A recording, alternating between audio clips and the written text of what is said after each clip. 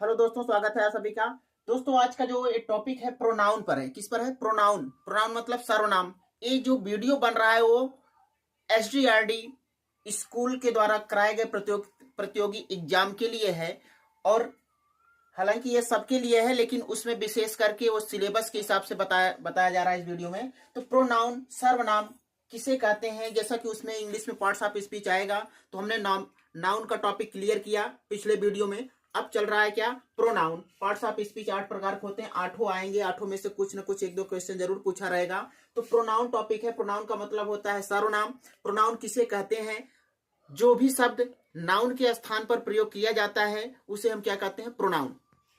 Pronoun का मतलब सर्वनाम। जो भी शब्द नाउन के स्थान पर प्रयोग किया जाता है उसे हम प्रोनाउन कहते हैं। और प्रोनाउन कई प्रकार के होते हैं। तो उसमें फर्स्ट नंबर का प्रोनाउन है क्या? Personal pronoun.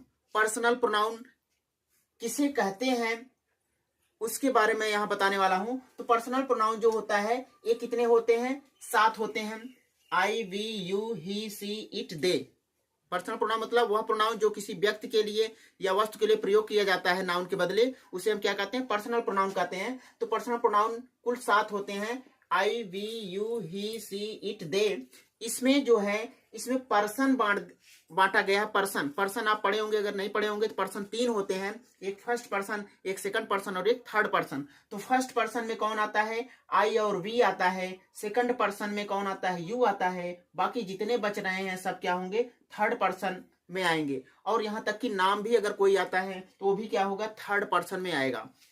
तो पर्सनल प्रोनाउन 7 होते हैं। 7 में मैंने आपको पर्सन बताया। पर्सन 3 होते हैं, first person, second person, third person. तो फर्स्ट पर्सन आई, भी, सेकंड पर्सन यू होता है, थर्ड पर्सन सब होते हैं जितने बच रहे हैं। अब देखिए, इन्हीं प्रोनाउन को, पर्सनल प्रोनाउन को केस के रूप में बताया गया। केस कितने प्रकार के होते हैं? केस भी 3 प्रकार के होते हैं। एक नॉमिनेटिव केस, एक पोसेसिव केस और एक ऑब्जेक्टिव केस। इन्हीं 7 प्रोनाउन का केस बना दिया गया है। क्यों? कहीं कहीं आई लगता है, क्यों कहीं माइन लगता है, कहीं मी लगता है। तो ये केस का ही कमाल है, केस का ही यूज है। तो केस 3 होते हैं, nominative case, possessive case, objective case. Nominative case में यही 7 हैं। I, we, you, he, she, it, they. ये नॉमिनेटिव केस हैं। इन्हीं का पोसेसिव केस, आई का पोसेसिव केस माइन होता है और ऑब्जेक्टिव केस क्या होता है? मी होता है। वी का पोसेसिव केस आवर्स और ऑब्जेक्टिव केस अस। यू का योर्स, यू। और ही का हिज, हिम। और सी का हर, हर्स। और इट का इट्स, इट। और दे का दियर्स, देम। ये जो होता है केस होता है। इन्हीं 7 का केस बना दिया गया है। यानी जब नाम के स्थान पर यूज किए जाएंगे तो नॉमिनेटिव केस यूज किए जाएंगे। और जब पोसेसिव केस, जब अधिकार के लिए कोई चीज बताया जाएगा तो वहां ये सब यूज होते हैं। जैसा सब्जेक्ट रहेगा, अगर इनमें से कोई भी सब्जेक्ट रहेगा तो उसी हिसाब से पोसेसिव केस लगेगा। ऑब्जेक्टिव केस जो होता है ये सब यूज होंगे इन सब के हिसाब से, सब्जेक्ट के हिसाब से। आइए देखते हैं अगला, थोड़ा सा इससे और रिलेटेड इसी पर्सनल प्रोनाउन के बारे में। आइए पर्सनल प्रोनाउन का जो आगे का एग्जाम्पल है उसे मैं समझाता हूं, जिससे आपको समझ में आएगा। क्योंकि एग्जाम में ऐसे सेंटेंस दिया रहेगा, बस उसमें आपको क्या करना? एरर खोजना रहेगा, कमी खोजना रहेगा, क्या कमी है, कहाँ फॉल्ट है। जिसमें जिस ऑब्जेक्ट में, जिस विकल्प में फॉल्ट रहेगा उसी पे टिक करना है। ABCD करके दिया रहेगा। तो देखिए, जैसे every man must love his her dear country.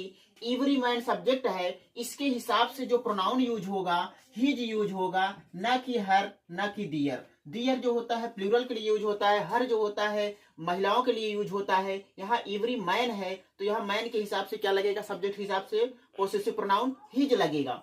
तो हिज यहाँ सही है ऑप्शन। ऐसे दो गलत करके देगा, आपको वही पहचानना रहेगा कहाँ एरर है। आइए दूसरा एग्जांपल देखते हैं। जैसे इट इज मी और आई। अब बताइए इसमें कौन सा सही है? मी सही है, आई? यहाँ आई सही है और मी क्या है? गलत है। मी क्यों गलत है? क्योंकि हेल्पिंग वर्ब के बाद जो होता है वो सब्जेक्ट आता है। यहाँ नॉमिनेटिव केस रहेगा, न कि पोसेसिव ऑब्जेक्टिव केस रहेगा। तो इट इज आई, यह इट इज क्या? इट इज आई मतलब यह मैं हूं। तो यहाँ मी गलत है। मी ऑब्जेक्टिव केस के लिए यूज होता है, सब्जेक्ट के स्थान पे है, तो सब्जेक्ट के स्थान पे क्या रहेगा? आई रहेगा। तो आगे देखिए, it will be he him who is going to win. अब इट विल बी ही, अब हेल्पिंग वर्ब के बाद फिर सब्जेक्ट रहेगा कि ऑब्जेक्टिव केस रहेगा? ही जो है नॉमिनेटिव केस है और हिम जो होता है क्या है? ऑब्जेक्टिव केस है। तो यहाँ हिम गलत है, यहाँ क्या रहेगा? ही रहेगा। It will be he who is going to win, he सही है। आइए अगला एग्जाम्पल देखते हैं। He was shouting on I और मी। वह चिल्ला रहा था मेरे ऊपर आज देखो आई भी दिया है, मी भी दिया है। तो देखिए एक नियम है, अगर कोई भी प्रीपोजिशन सेंटेंस में है उसके बाद कोई भी केस यूज किया जा रहा है, चाहे नॉमिनेटिव, चाहे पोसेसिव, चाहे ऑब्जेक्टिव, तो अगर वर क्या रहेगा, प्रीपोजिशन रहेगा, उसके बाद जो केस यूज होगा वो नॉमिनेटिव केस में नहीं रहेगा, वो क्या रहेगा, ऑब्जेक्टिव केस में रहेगा। ही वॉज शाउटिंग ऑन मी, यहां मी होगा क्योंकि यहां प्रीपोजिशन है, प्रीपोजिशन के बाद जो केस होता है वो क्या होता है, ऑब्जेक्टिव केस में हमेशा रहता है, नॉमिनेटिव केस में कभी नहीं रहता है। ही वॉज टीचिंग, ही या हिम, दो ऑप्शन है, इसमें कौन सही है, he was teaching him, verb helping sorry main verb के बाद अगर कोई केस यूज हो रहा है, चाहे नॉमिनेटिव चाहे ऑब्जेक्टिव, तो वहां टीचिंग यानी मेन वर्ब के बाद जो केस होगा वो क्या होगा, ऑब्जेक्टिव होगा, सब्जेक्टिव नहीं, यानी नॉमिनेटिव केस नहीं, ये गलत है। ही वॉज टीचिंग हिम, वह उसे पढ़ा रहा था। तो देखिए अगर चाहे प्रीपोजिशन रहे चाहे मेन वर्ब रहे, उसके बाद जो केस यूज होता है वो हमेशा ऑब्जेक्टिव केस में रहता है। आइए एग्जांपल और देखते हैं। The sweets are to be distributed among you, him and me. अब देखिए यहाँ थोड़ा समझने वाली बात है, यहाँ प्रीपोजिशन कौन है, एमंग है, एमंग के बाद यू लगा है, हिम लगा है, एंड मी। तो यहाँ सब किस केस में है, ऑब्जेक्टिव केस में, यू भी ऑब्जेक्टिव केस में है, हिम भी और मी भी, क्योंकि प्रीपोजिशन के बाद जो भी केस यूज होता है वो कौन से केस रहता है, ऑब्जेक्टिव केस में रहता है। एक तो प्रीपोजिशन के बाद और एक मेन वर्ब के बाद। अगर हेल्पिंग वर्ब के तुरंत बाद लगाना हो तो वहां नॉमिनेटिव केस लगेगा, लेकिन अगर प्रीपोजिशन या मेन वर्ब के बाद लगाना है तो वहां हमेशा क्या लगेगा, ऑब्जेक्टिव केस लगेगा।